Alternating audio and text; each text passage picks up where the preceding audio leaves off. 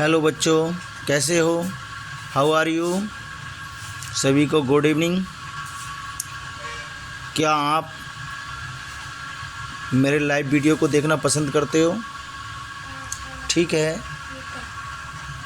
प्रातः, मॉर्निंग को और साय इवनिंग को कहते हैं।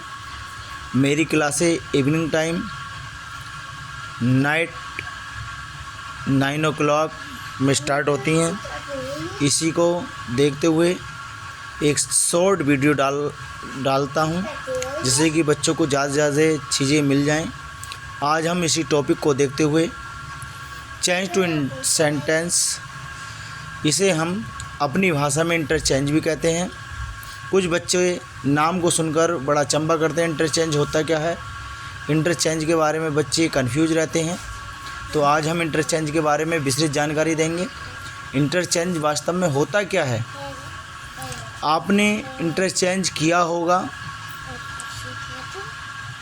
जब कभी हम एक सेंटेंस का दूसरे सेंटेंस के प्रति परिवर्तन करते हैं, उसे इंटरचेंज कहते हैं। जब हम किसी सेंटेंस को दूसरे सेंटेंस में बनाते हैं, उसे उस वाक्य का इंटरचेंज कहलाता है।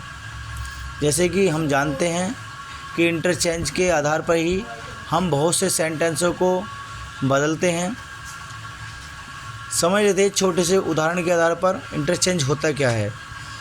हमने टेंस 3 प्रकार के पढ़े। तीनों टेंस के आधार पर हमने जाना कि टेंस 3 प्रकार के होते हैं। पहला नंबर प्रेजेंट, दूसरा पास्ट और तीसरा फ्यूचर। प्रेजेंट टेंस के भी 4 काइंड्स होती हैं, जिसका प्रत्येक टेंस की अलग अलग पहचान है। ऐसी पास्ट टेंस की भी 4 काइंड्स होती हैं, उसकी भी पहचान सबकी अलग अलग है। तीसरा एंड लास्ट फ्यूचर टेंस, इसके भी 4 काइंड्स होते हैं और इनकी भी पहचान सबकी अलग अलग होती है। इसी प्रकार जब हम एक टेंस के वाक्य को दूसरे अन्य टेंस के वाक्य में परिवर्तन करते हैं, तो वही क्रियाविधि इंटरचेंज कहलाती है। चलो आके समझ लेते हैं कि इंटरचेंज होता क्या है। आप यहाँ पर एक सेंटेंस देख रही हैं अफर्मेटिव का, सम गर्ल्स आर सिंगिंग। क्या है बच्चों? Some girls are singing. क्या आप इसकी पहचान बता सकते हैं? जी, जहाँ पर is are am plus verb की फर्स्ट फॉर्म का प्रयोग हो, वहाँ हम कह सकते हैं कि ये प्रेजेंट कंटिन्यूअस टेंस का वाक्य है। ठीक है बच्चों, प्रेजेंट कंटिन्यूअस के वाक्य को हम इंटरचेंज के आधार पर निगेटिव सेंटेंस में कैसे बनाएंगे, इस सेंटेंस का निगेटिव सेंटेंस कैसे बनाएंगे। ठीक है, हमने जाना कि हेल्पिंग वर्ब प्लस नोड लगाकर, हेल्पिंग वर्ब प्लस नोड लगाकर हम सेंटेंस को निगेटिव बना सकते हैं।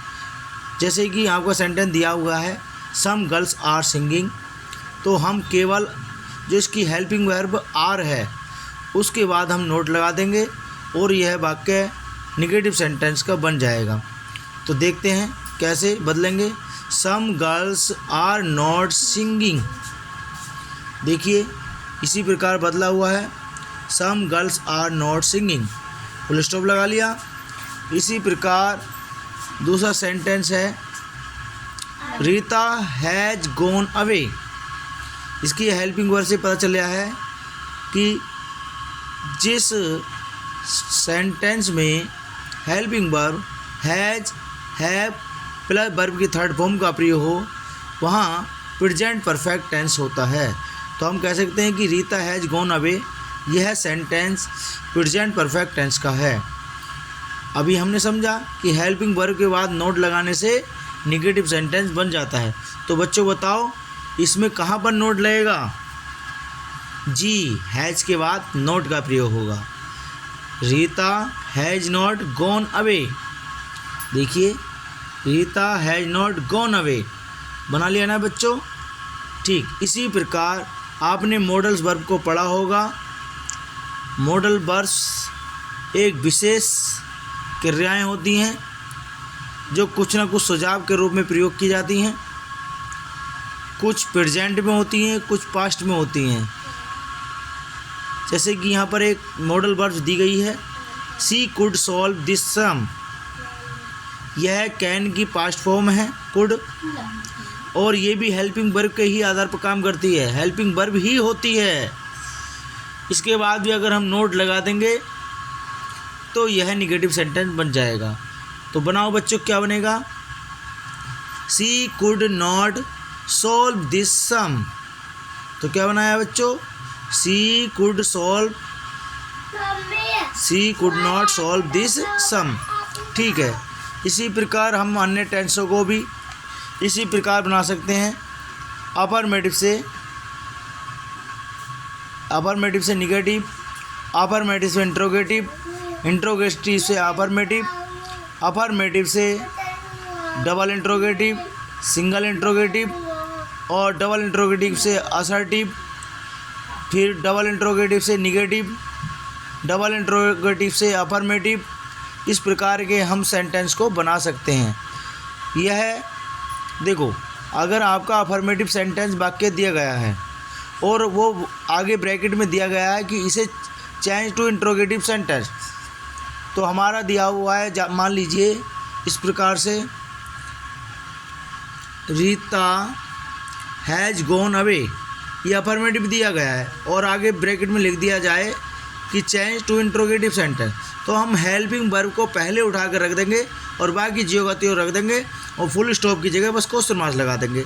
तो ये बनेगा इंट्रोगेटिव के आधार पर हैज़, और हैज़ का एच बड़ा बनेगा, हैज़ रीता गॉन अवे, और क्वेश्चन मार्क्स लगा देंगे बच्चों।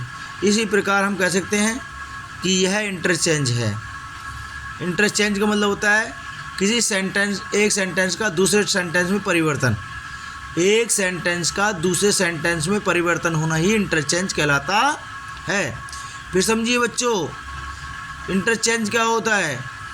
एक सेंटेंस का दूसरे सेंटेंस में परिवर्तन होना ही इंटरचेंज कहलाता है।